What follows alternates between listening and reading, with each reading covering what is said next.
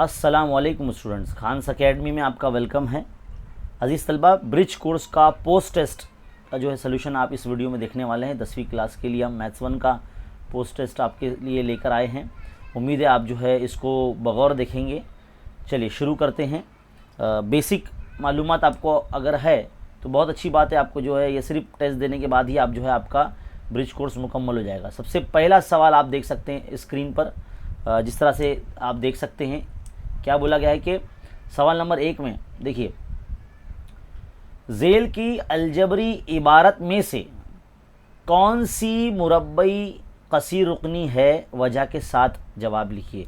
सबसे पहली बात आपको पता होना चाहिए मुरब्बई कसीर रुकनी किसको बोलते हैं। ऐसी कसीर रुकनी या ऐसी मसावत जिसमें मुतगय्यर का जो दर्जा है वो 2 होना चाहिए। मुतगय्यर का दर्जा कितना होना चाहिए? 2 होना चाहिए। तो हम ऐसी मसावत को मुरब्बई कसीर रुकनी बोलेंगे। इसे मुरब्बई मसावत भी हम कह सकते हैं। वैसे मुरब्बई मसावत इसकी कसीर रुकनी की एक किस्म है, तो ये तो बिल्कुल नहीं होगी क्योंकि यहाँ पे देखो दर्जा 3 आ गया है ना। कौन सी मुरब्बई कसीर रुकनी है, ऐसा बोला गया ना। कौन सी मुरब्बई कसीर रुकनी है? अच्छा, तो ये तो नहीं है। यहाँ पर भी अगर आप देखेंगे a + b का क्यूब जो है फॉर्मूला यहाँ लग जाएगा, और यहाँ पर भी क्यूब है। तो देखो मैं इसको सॉल्व करता हूँ। मैं शुरुआत हम पहले से करेंगे ए वाले से। देखो इसको अगर x से x मल्टीप्लाई करेंगे तो x² आ जाएगा, -2 × x 2x हो जाएगा, -x² हो जाएगा। तो देखो -x² + x² कैंसिल होगा, तो ये सिर्फ 2x बचा। तो ये मुरब्बई कसीर रुकनी है ही नहीं है, ये भी नहीं है, क्योंकि इसमें जिसका दर्जा 2 होता है वो तो गायब ही हो गया है ना हल करने पर।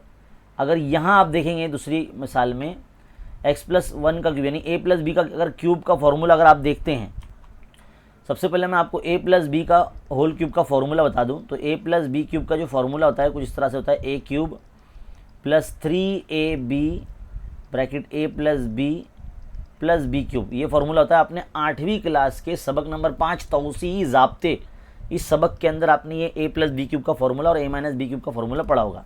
वही फॉर्मूला यहाँ पे लगाना है हमको। तो x³ यानी a का क्यूब हो गया, + 3ab यानी 3x + a + b यानी x + 1। वैसे इधर प्लस नहीं आएगा है ना, क्योंकि 3x 3 × a भी है ना, उसके बाद ब्रैकेट में यानी ज़रब में a + b है। तो देखिए यहाँ पर 3x और x + 1 आ जाएगा इधर पे। 3x, 1 मिनट, ये पेन क्यों नहीं चल रही है?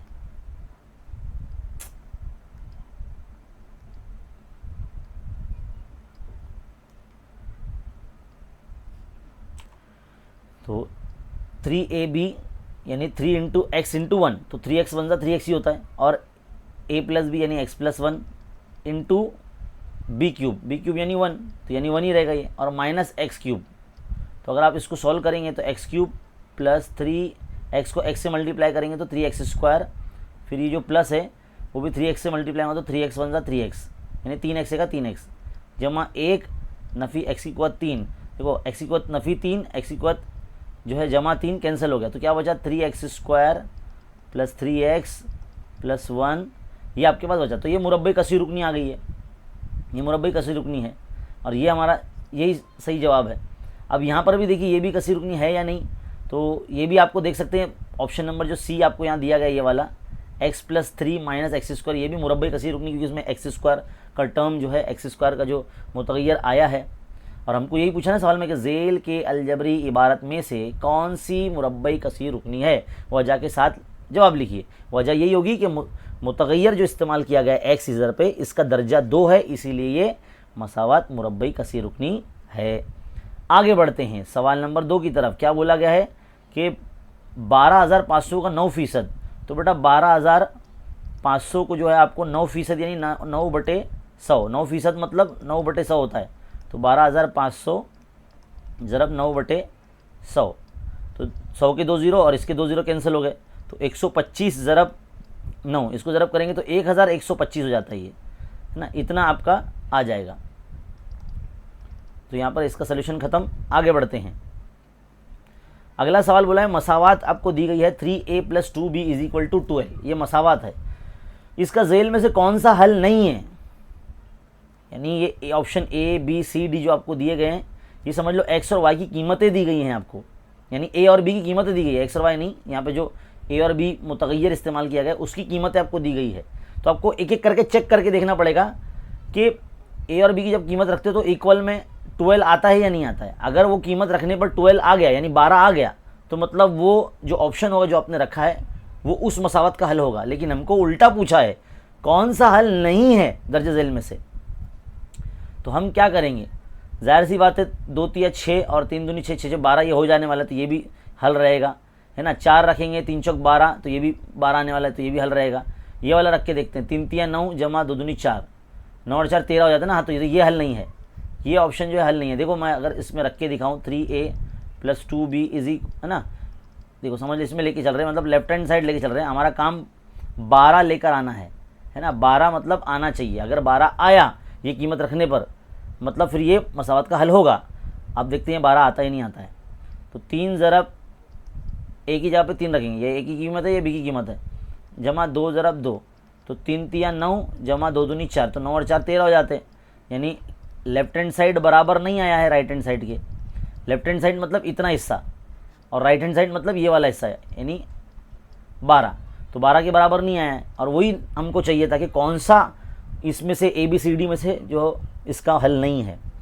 तो यही जो ऑप्शन है 3,2 ये इस मसावत का हल नहीं है। आगे बढ़ते हैं, अगले सवाल की तरफ जाते हैं। यहाँ बोला गया कि अशफाक खान साहब की काबिल अदायगी टैक्स की आमदनी जो है वो 27,550 रुपये है। इस पर उन्हें 2% तालीमी टैक्स और 1% सानवी और आला सतही टैक्स अदा करना हो तो उन्हें कुल कितना टैक्स अदा करना पड़ेगा। तो भाई देखिए आपको 2% तालीमी टैक्स लगाना है इस अमाउंट पे, फिर 1% सानवी और 1% आला सतही टैक्स मालूम करना है इसी अमाउंट पे, 27,550 पे ही लगाना है आपको। और जो भी आपको अमाउंट मालूम पड़ेगा, जो भी अदद आपको मालूम पड़ेगा, उसको तीनों को आप जमा कर देंगे तो आपको जो है पता चल जाएगा कि उनकी इनकम टैक्स कितना उनको अदा करना पड़ेगा।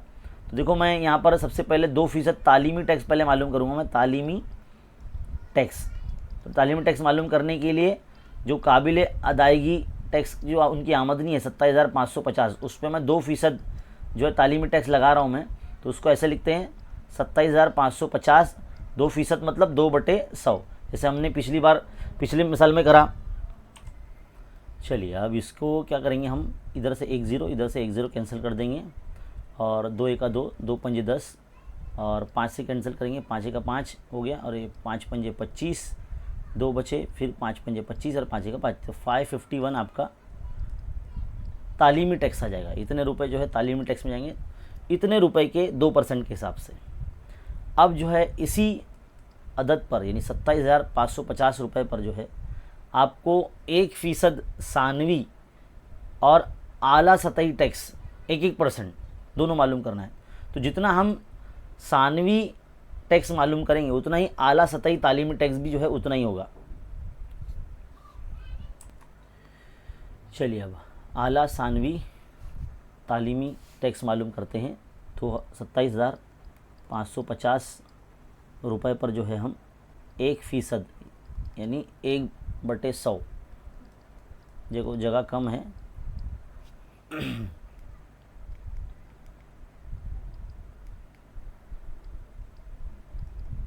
1/100, 1% मतलब 1/100, 1 0 से 1 0 कैंसिल हो जाएगा, बाकी बचेगा आपका, मैं यहाँ लिख देता हूँ 2755/10, यानी इसका मतलब होता है एक अदद के बाद अशारिया लगा देने का ऊपर, 275.5 इतने रुपए आपका आ जाएगा।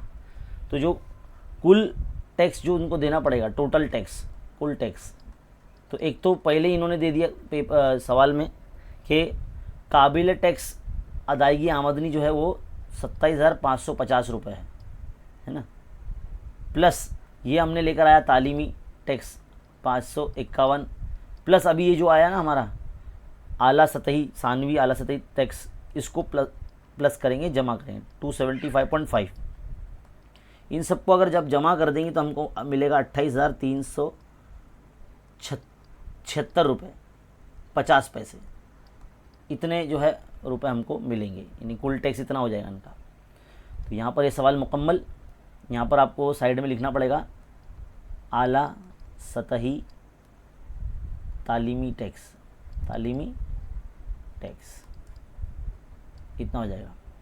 अब अगला सवाल है 30 से 35 जमात का वस्ते जमात लिखिए। अब वस्ते जमात निकालने का जो तरीका है वो है निचली जमात और ऊपरी जमात दोनों को जमा करते हैं। 30 और 35 दोनों को जमा करेंगे और 2 से तकसीम करेंगे। 30 और 30 60 हो जाएंगे और ये 5 65, तो 65/2 यानी 65 का आधा अगर हम करते हैं तो 60 का आधा तो 30 होता है ना, तो 65 का आधा 32, 32.5 हो जाएगा, 32.5 हो जाएगा। आगे बढ़ते हैं। सवाल नंबर 2, हमजाद मसावत हल कीजिए। हल कीजिए मतलब मुतगय्यर की कीमत मालूम करना है। तो पहली मसावत आपकी है 3x - 2y = 7 है। दूसरी मसावत है आपकी x - y = 3 है। अब आप क्या करेंगे, ये जो मसावत नंबर 1 है और ये जो मसावत नंबर ये जो 2 है, इसको मैं ना 2 से ज़रब कर देता हूँ मैं। तो क्या हो जाएगी ये 2x - 2y = 2 3 6। ये मसावत नंबर 3 बन जाएगी। अगर हम इन दोनों मसावातों को नफ़ी करते हैं, देखिए नफ़ी अगर करते हैं हम लोग तो यह अलामत बदल जाएगी सबकी। तो 3x में से 2x गया तो एक ही x बचेगा। अब देखो ये नफ़ी 2y और ये जमा 2y हो चुका है तो ये कैंसिल हो जाएगा।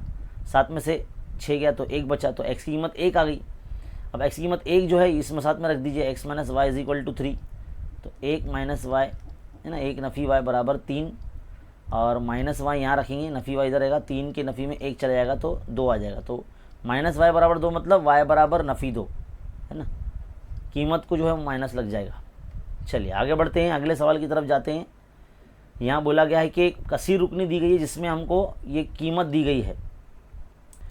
ये जो कीमत दी गई है ना हमको, ये y की कीमत दी गई है तो p ऑफ -2 ऐसा लिखेंगे और जहाँ y है वहाँ पर 2 रखना है आपको। तो नफ़ी 2 की कुव्वत 2, नफ़ी 2 ज़रा y की जगह पर हमको 2 लिखना है ना, तो मैंने देखो y लिख दिया यहाँ पर, तो 2 लिखेंगे, नफ़ी 2 भी और नफ़ी 8। तो मनफी वाले अदद का मुरब्बा जमा में आता है तो नफ़ी 2 का मुरब्बा 4, ये नफ़ी नफ़ी जो हो जाएगा जमा, 2 दूनी 4 और ये नफ़ी 8। तो ये 4 और 4 8 -8 क्या हो जाएगा, ये 0 हो जाएगा। तो आपका p ऑफ -2 यानी p -2 की जो कीमत होगी वो 0 आ जाएगी। चलिए आगे बढ़ते हैं अगले सवाल पर। क्या बोला गया है कि x और y इन 2 सीटों में n of x 27, n of x इज्तिमा y 60 दिया गया है और n ऑफ x इनक़ता y 12 दिया गया। तो n ऑफ y मालूम करना है। देखो अपने सेट सबक में पढ़ा है ना, 9th क्लास के पहले ही चैप्टर में आपने पढ़ा है कि n of x union y यानी इज्तिमा मालूम करने के लिए n of x plus n of y और नफ़ी n of x intersection y यानी इनक़ता y, ये फार्मूला होता था। अब इसमें कीमत रखेंगे आप, ये हो जाएगा 60, ये हो जाएगा आपका 27 और n ऑफ y तो आपको मालूम करना है और ये जो है इनक़ता आपका 12 है। अब आप क्या करेंगे, 60 के नफ़ी में 12 को लेके चले जाओ यानी जमा में 12 को लेके चले जाओ और 27 को माइनस में लेके चले जाओ और n ऑफ y यहीं रहेगा आपका। बस अब आप इसको हल कर लीजिए। 60 और 12 कितने हो गए आपके 72, 72 में से 27 माइनस कर दो आप तो आपको 45 मिल जाएगा। तो आपका n ऑफ y जो होगा वो 45 आ जाएगा। तो इस तरीके से यहाँ पर ये सवाल मुकम्मल। आगे बढ़ते हैं। अगला सवाल है कि ज़ेल के नातिक अदद को अशरी अदद में तहवील कीजिए। बिल्कुल ये सारे जो सवालात हैं ना जो मैंने प्री टेस्ट में करवाए थे बिल्कुल वैसे के वैसे ही है, नंबर बदल के बस थोड़े से, बाकी तरीका बिल्कुल सेम है। यानी हमको जो 11 से तकसीम करना है 4 को, अब 11 बड़ा है, गैर वाजिब कसर एक तरह से, नसब नुमा छोटा है, शुमार कुनिंदा बड़ा है, तो यहाँ पर इसको नंबर को छोटे नंबर को बड़ा बनाने के लिए 0 पॉइंट लगाएंगे तो यहाँ पर हम 0 बढ़ा सकते हैं। अब 11 के पाड़े में 40 तो आता नहीं, तो 11 के पाड़े में 33 ज़रूर आता है, तो 11 तिया 33 है ना, 11 चौक 44 ले नहीं सकते इसलिए 11 तिया 33 लिए। अब बचे 7, अशारा लगा हुआ है, 0 बढ़ाओ तो 70 हो गए। तो 70 के करीब का नंबर क्या है 66 आता है, तो 11 छंग 66। अब वापस 4 बचा, अशारा लगा 0 बढ़ाए तो 11 तिया 33, तो ये 3636 चलता रहेगा। तो 4/11 का जो अशरी सूरत होगी 0.3636 चलता रहेगा। तो ये 3636 जब रिपीट होगा तो ऊपर 12 लगा देते हैं हम लोग इस तरह से, है ना, गैर मुख्ततम मुतवाली सूरत है, यानी हम कभी ख़त्म नहीं होगी, चलते रहेगा ऐसा। चलिए आगे बढ़ते हैं, अगले सवाल की तरफ जाते हैं। ये शायद आखिरी सवाल है, ठीक है आखिरी सवाल है भाई। देखो भाई ये सवाल इतना आसान है, निहायत ही आसान है, मैं जो है इसकी इंतहा नहीं है, सवाल इतना आसान है आपको मैं बता दूं, है ना। सवाल पढ़िए क्या है, आपको एक पासा उछाला गया ऐसा बताया गया। पासा मतलब लूडो, जो सांप सीढ़ी हम खेलते हैं तो उसमें लूडो जो गोटी होती है ना, इसमें 6 नंबर होते हैं, 1 से लेकर 6 तक नंबर होते हैं वो। तो एक पासा उछाला गया जिसकी ऊपरी सतह पर आने वाले ये अदद दिए गए यहाँ पर, ये समझ लो गैर जमातबंद ताद्दुदी जदौल यहाँ पर बन रही है। मालूमात की बिना पर जदौल मुकम्मल कीजिए, बस वही कौन सा अदद कितनी मरतबा है वही चेक करना है आपको, और क्या करना है।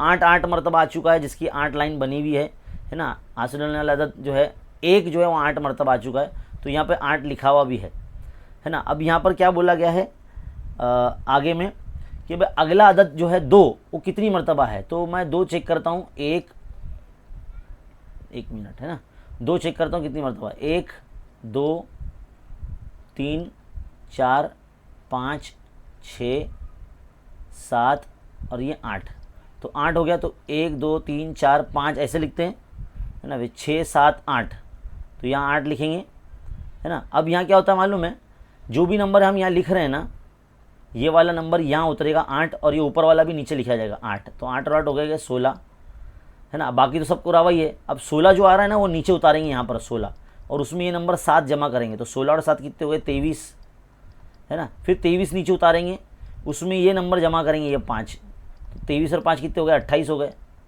फिर 28 नीचे उतारेंगे, 28 में ये 6 जमा करेंगे, तो कितने हो गया 8 और 6 14, यानी 34 हो गया ये, है ना। इस तरह से अब अगला जो है आपका ये जो यहाँ पर नंबर है, यहाँ पे क्या आने वाला है, यानी 6 कितनी मरतबा है, तो 6 को काउंट कर लो आप, 1 2 3 4 5 6 मरतबा है 6, तो 1 2 3 4 5 और एक ये 6, यहाँ 6 लिख देंगे। फिर 34 में 6 जमा करेंगे, 34 में 6 जमा करेंगे तो ये 40 हमारा आ जाएगा। तो इस तरह से जदौल हमारी मुकम्मल हो जाएगी। तो ये आखिरी सवाल था पोस्ट टेस्ट का। उम्मीद है आपको समझ में आया होगा, एकदम समझाते हुए मैंने करवाया है। हमारा मकसद सिर्फ जो है आपको जवाब दिखा देना नहीं है, है ना। तो समझते हुए करेंगे तो ज़्यादा आपको फ़ायदा होगा। उम्मीद है ये जो है प्री टेस्ट और पोस्ट टेस्ट हमने आपको जो डाल के दिए थे, आपको उससे फ़ायदा हुआ है। इसको जो है मेहरबानी करके जितने भी लोग इस वक्त देख रहे हैं इस वीडियो को, मैंने पिछला वीडियो भी देखा है, उसमें बहुत से लोगों ने लाइक नहीं किए, मतलब पूरा हो जा रहा है तो लेकिन लाइक नहीं कर रहे हैं। बेटा लाइक करेंगे तो आगे वीडियो डाला जाएगा, वरना नहीं डाला जाएगा। इसलिए जितने लोग देख रहे हैं उतने लाइक होना चाहिए, और इस वीडियो को खूब शेयर करें हर उर्दू मीडियम बच्चों में, और इस चैनल को भी जो है हर उर्दू मीडियम बच्चों में शेयर करें। मिलते हैं अगले वीडियो में, शुक्रिया।